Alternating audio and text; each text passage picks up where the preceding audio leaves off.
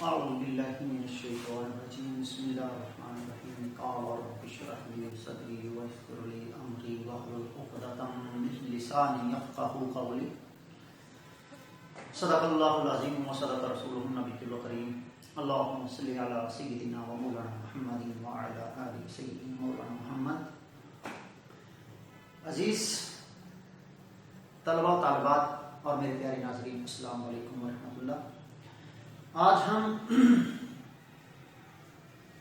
حصہ جو غزلیات کا سلسلہ رواں دواں ہے اسی میں سے مرزا اسد اللہ خان غالب ان کی غزل کی تشریح کریں گے، اور ان کی غزل کی تشریح سے پہلے ان کے کلام کی چند جو خصوصیات ہیں چند جھلکیں بیان کرنے کے بعد دوبارہ اپنی تشریح کی طرف لوٹیں گے. مرزا اسد اللہ خان غالب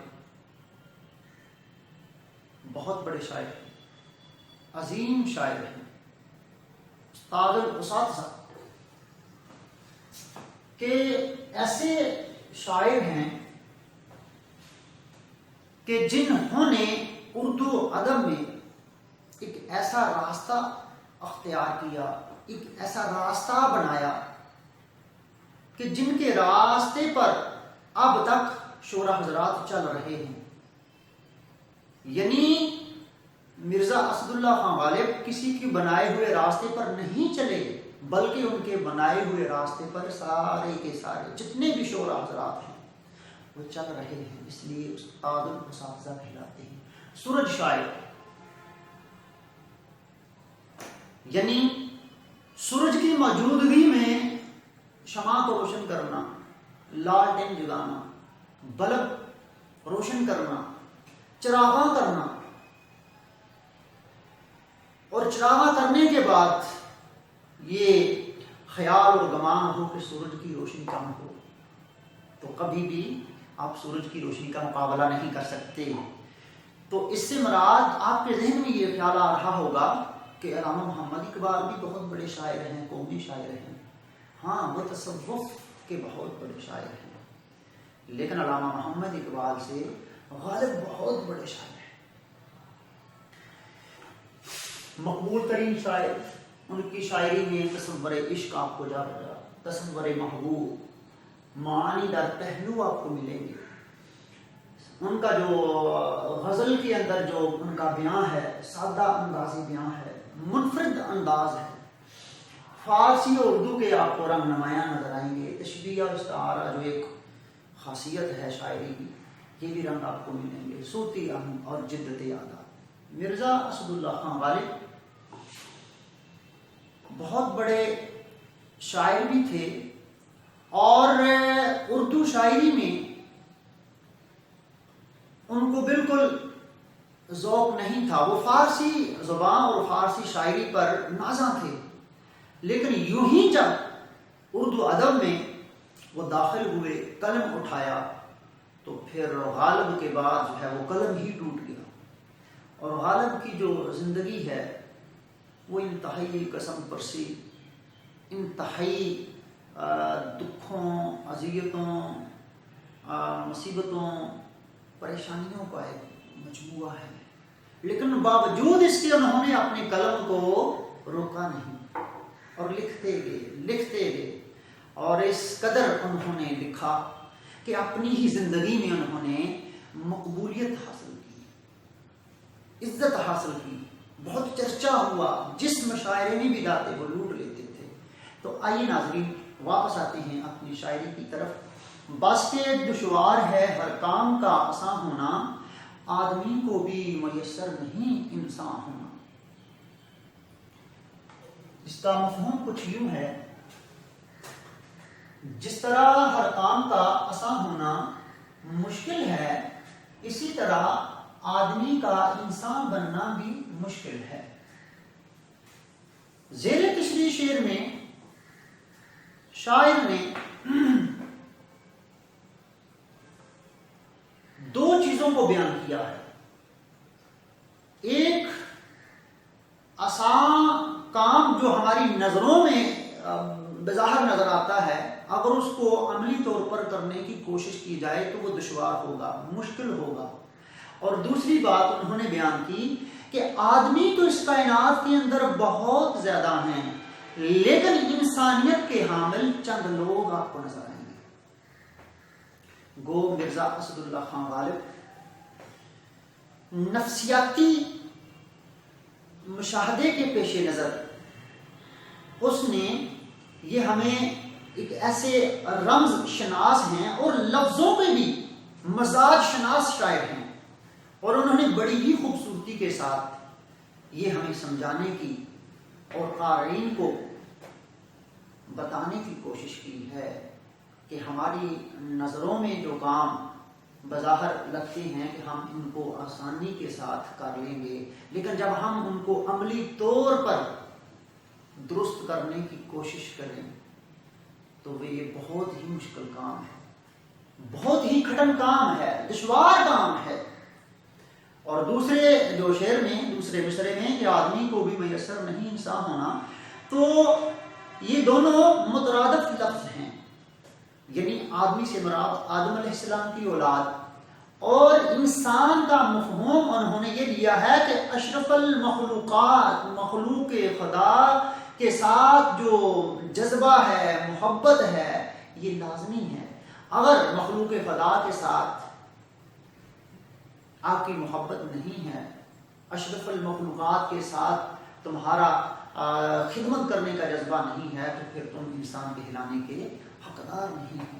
تو لہذا بہترین آدمی وہی ہے جس میں انسانیت کے جذبات پائے جائیں، جو دوسروں کے کام آنے والا ہو، جو دوسروں کے زخم پر نمک پاشی نہیں بلکہ مرہم رکھنے والا ہو۔ تو کیا خوب کسی شاعر نے کہا کہ فرشتے سے بہتر ہے انسان بننا، فرشتے سے بہتر ہے انسان بننا، مگر اس میں لگتی ہے محنت زیادہ۔ گھروں پہ نام تھے، ناموں کے ساتھ عہدے تھے، بہت تلاش کیا کوئی آدمی نہ ملا۔ اور مت سہل ہمیں جانو، پھرتا ہے فلک برسوں، تب خاک کے پردے سے انسان نکلتے ہیں۔ تو لہذا اس کائنات کے اندر چلتے پھرتے خوبصورت خوبرو آدمی تو آپ کو بہت نظر آئیں گے، لیکن خوبصورت سیرت، خوبصورت اخلاق اور اچھی انسانیت کے حامل لوگ جو ہیں اس کائنات میں آپ کو بہت کم نظر آئیں گے۔ شاعر نے اس طرف اشارہ کیا ہے اور سمجھانے کی کوشش کی ہے۔ تو آئیے ہم چلتے ہیں اس غزل کے دوسرے شعر کی طرف۔ وائے دیوانگی شوق کہ ہر دم مجھ کو آپ جانا ادھر اور آپ ہی ہرا ہونا۔ مفہوم افسوس جنون عشق میں محبوب کی گلی میں جانا اور خود میں ہرا ہونا۔ زیر تشریح شعر میں شاعر نے عشاق لوگوں کی جو محبت ہے، عشق ہے، جنون عشق کا جو جذبہ انتہا تک پہنچ چکا ہے، اس جذبے اور کیفیت کا خوبصورت یہاں نقشہ کھینچا ہے، اور بیان کرتے ہیں کہ جب عشاق یا محبوب سے محبت کرنے والے دیوانے، ان پر جب محبوب کی محبت غالب آ جاتی ہے تو پھر اٹھتے بیٹھتے سوتے جاگتے ہر وقت محبوب کی باتوں میں، محبوب کے حسن میں، محبوب کی گھڑی میں، محبوب کے خیالات میں گم رہتے ہیں۔ تو کسی شاعر نے کیا خوب کہا ہے، اچھا خاصا بیٹھے بیٹھے گم ہو جاتا ہوں، اکثر میں نہیں رہتا، تم سا ہو جاتا ہوں۔ تو بنے بنائے ہوئے راستوں پہ جا نکلے، یہ ہم سفر میرے کتنے بریز پا نکلے، چلے تھے اور کسی راستے کی دھن میں مگر ہم اتفاق سے تیری گلی آ نکلے۔ تو زیر تشریح شعر میں شاعر نہ چاہتے ہوئے محبوب کی کی گلی میں نکل جاتا ہے. یعنی شاعر پر محبوب کی محبت کا جو جادو ہے وہ سر چڑھ کر بول رہا ہے، اور محبوب کی گلی میں جانا اس کی خواہش میں شامل نہیں تھا، لہذا وہ محبوب کی گلی میں نکل جاتا ہے اور خود اپنے آپ پر حیران ہو جاتا ہے. تو آتے ہیں اس غزل کے تیسرے شعر کی طرف. عشرت قتل گہ اہل تمنا مت پوچھ، عید نظارہ ہے شمشیر کا اور یہاں ہونا. بڑا خوبصورت استعارہ یہاں بیان کیا ہے اور بڑی گہرائی کے ساتھ شاعر نے یہاں بڑا بہترین نقشہ کھینچا ہے. عشرت خوشی کے ساتھ، قتل گاہ جہاں قتل کیے جاتے ہیں، گردنیں اتاری جاتی ہیں. اہل تمنا عاشق لوگ، عشاق لوگ، ان کی تمنا کو مت پوچھو. عید نظارہ ہے یعنی محبوب کے ہاتھوں میں اگر تلوار کو ننگا دیکھنا حلال کی طرح، یعنی وہ ایسے دیکھتے ہیں کہ جیسے محبوب کے ہاتھوں میں حلال ہے، عید کا چاند ہے. بڑا خوبصورت استعارہ یہاں بیان کیا ہے. سنت تضاد کا بھی یہاں ایک چٹخلا لگا ہوا ہے. تو اس کے مفہوم کی طرف آتے ہیں.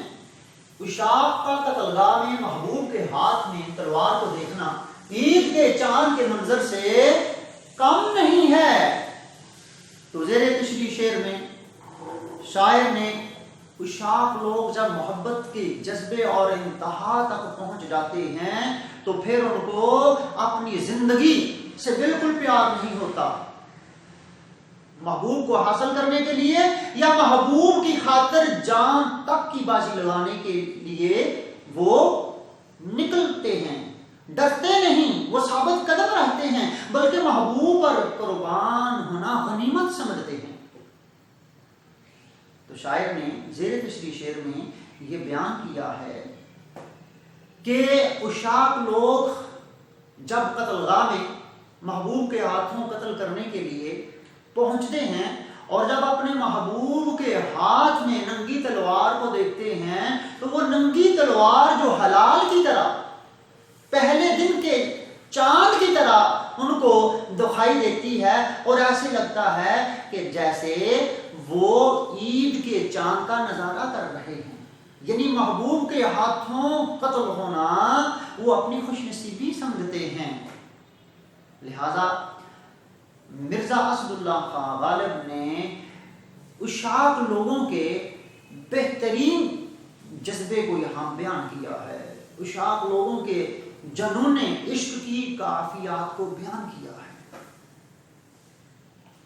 جس در سے کوئی مقتل میں گیا وہ شان سلامت رہتی ہے، یہ جان تو جانی ہے، اس جان کی تو کوئی بات نہیں. کون کہتا ہے کہ موت آئی تو مر جاؤں گا، میں تو دریا ہوں سمندر میں اتر جاؤں گا. تو بڑا ہی خوبصورت شعر. تو ناظرین آج کا ہم لیکچر یہیں ان 3 اشعار پر ختم کرتے ہیں. انشاءاللہ آئندہ روز پھر آپ کی خدمت میں حاضر ہوں گے. کل تک کے لیے اجازت. اللہ حافظ.